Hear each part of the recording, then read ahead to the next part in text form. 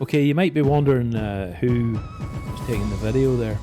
Would you be surprised if I told you that nobody was taking it? I was on the machine and nobody else was at home. So how was the camera fit to follow me?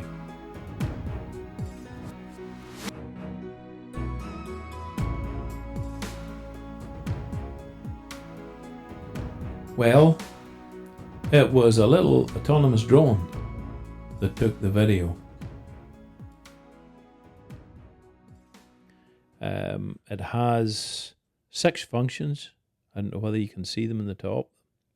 And I only used a couple of those functions for that little video. I used at the very beginning a circle function which circles out around you but keeps you in the frame. And I used basically a spotlight function where the drone sits in one position and then follows you around like so. Basically just pointing the camera at you as if it were in a tripod. Oh, and I think I maybe did use a third one, which is the follow one, because this little drone can follow you too. It's able to recognize you and follow you, which is absolutely amazing. So basically, you don't need a camera any longer. You can take one of these with you, and it's as simple as holding it in your hand and pressing this button, a long press, and it'll lift off and follow you about. Absolutely fantastic. Hope you enjoyed the video.